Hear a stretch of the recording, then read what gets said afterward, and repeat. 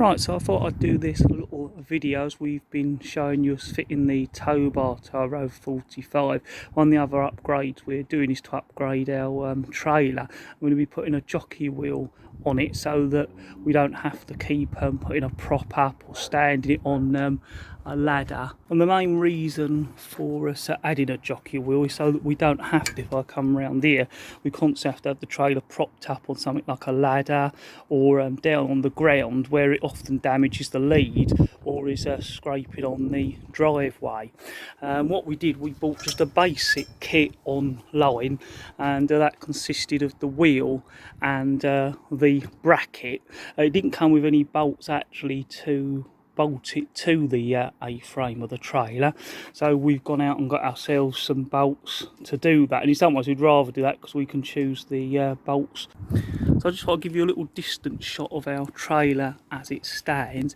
We've probably had it around 30 years, possibly more. We've done lots of different modifications and we've done it up. We've added this bracket bar that you can see there as well. What we're first going to be doing is adding the jockey wheel to the trailer. We're going to be putting it on the passenger side, as it seems that on a lot of caravans it's on the passenger side, so all we've got to do is mark it up, and we'll do that next as to where we're going to be putting it on the A-frame. Right, so we've picked the position we want the bracket to fit on our A-frame, and what we've done, we've temporarily G-clamped it to the frame. We've used a little bit of wood there so the G-clamp works and doesn't damage the back of the A-frame. And then what we do, we'll put the drill through the 2 bolt holes just to put 2 little marks in, then remove the frame and completely drill the holes through.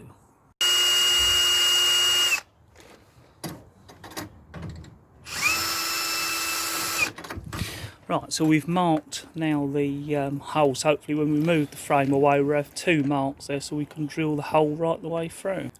Right, so as you can see, the marks are now there on the metal. All we've got to do now is drill the 2 holes through, and then we'll be able to put the bracket on.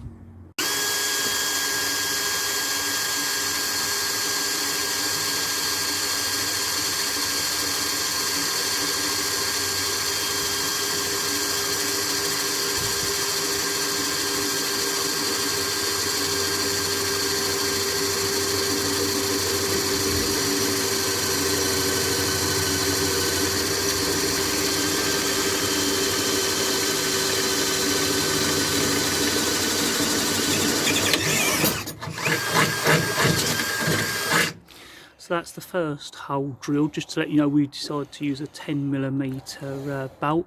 All we've got to do is drill the other hole, and then we'll put the bracket on. So that's the 2 holes drilled. Now what we're doing is just putting a little bit of rust killer on there just to make sure that it's protected, and we'll probably put a little bit of paint there as well. We always do that just to make sure no rust gets in once you've done any sort of work like drilling holes, especially in the metal structure.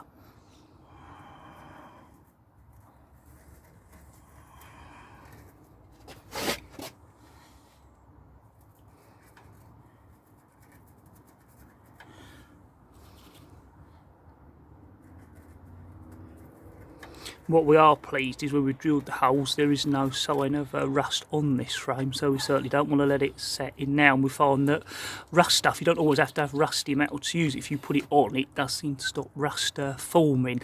And if you do have minor rust, always put that on, even if you're planning to do the job properly eventually, because it will hold that rust back and stop it getting worse and making a job bigger if you can't get to any rust you've found. Right, so we're now putting the bracket on. We've already got one side of the nut and the washer on, and what we're doing, we're using these big square washers just to make sure that there's a little bit of strength, because obviously this side you've got the bracket being clamped on the frame, but this side you wouldn't have much at all. So by putting these on, it just gives a little bit more strength to the structure. So that's what we've decided to do with this, to make sure it is held on nicely and securely.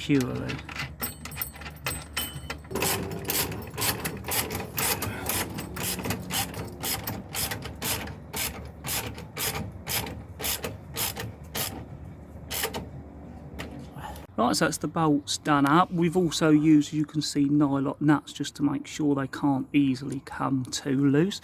And now it's a case of putting the jockey wheel into the bracket. Right, so we've put the jockey wheel part in now. We've put this little locking almost key in, and all you've got to do then is set the sort of position you want, which you sort of just do by judgment. We've decided to do it roughly there, and that makes sure it's definitely clear when you've got it on the car. And then it's just a case of winding it down, and then hopefully this will take over from our ladder or a temporary prop that we've had to use for years to hold our trailer up.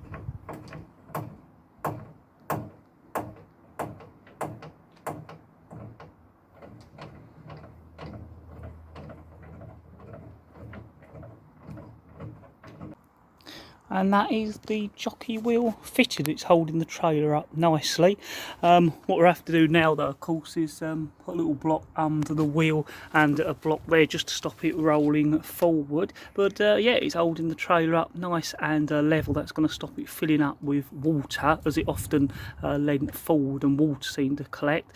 And we haven't got to have it standing on a ladder or a bit of the brick wall in its usual position.